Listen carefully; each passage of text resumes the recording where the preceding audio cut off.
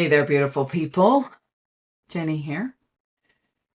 I've been thinking a lot more about disruption and also transformation, and really how there needs to be disruption in order for there to be transformation. So as I've experienced a tremendous amount of disruption in my family's life over the last 18 months or so, being on not necessarily fully the other side, but as I'm starting to see the other side of that, I'm starting to see the ways in which I am personally transforming.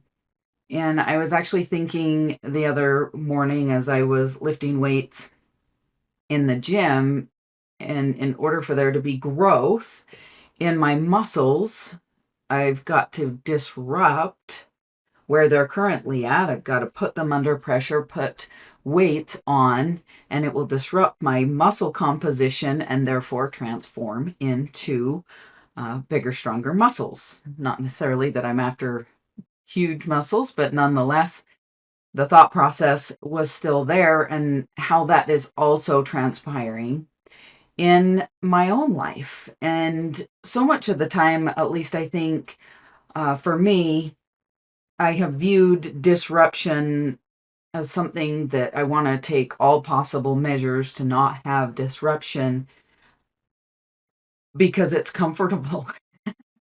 And how often am I not doing things just because it's disrupting what I might currently have going on? And so the more I can get comfortable in those times of disruption, the more I can experience growth and also transformation.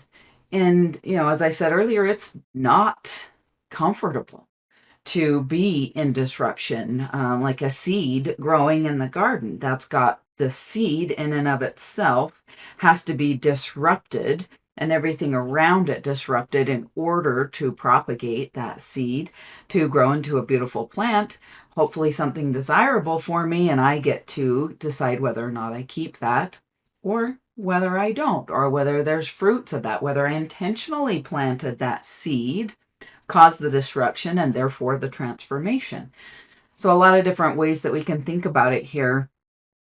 And one of the biggest things that I've discovered in those times of disruption, and then therefore the transformation, is self-care. Self-care is absolutely paramount during those times, and making sure that I have what I need, that you have what you need in order for that transformation to come to pass. So if I don't properly feed my body, then my muscles are absolutely not going to grow.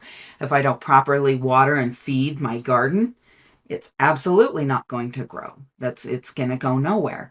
And so that self-care is absolutely paramount, and constantly taking a pulse on where that is at and where I need to make some tweaks and some changes in order for that full transformation to happen. And one of the unique skills that I have as a blueprint practitioner is the ability to evaluate what is happening and make tweaks to what I'm creating, or redesign what it is that I'm creating, and the ability to be able to see that transformation happen due to those tweaks or those redesign, or to redesigning that. Because those disruptions are going to continue to happen throughout your life, and you're going to need to continue to reevaluate, tweak things, and redesign them to get the end goal and what it is that you want. So what I want you to know is it's important to keep moving forward, even in the midst of that disruption and that transformation, even one step. Those self-care items are going to help you be able to endure that and continue to move forward. So I really love what I get to do, and I really love that I get to support those that my values align with. And, as I mentioned, one of my great skills is to be able to recognize where the reevaluation is and where there needs to be tweaks and redesigning. So let me know how I can support you and serve you and show up for you. Until then, much love. Bye.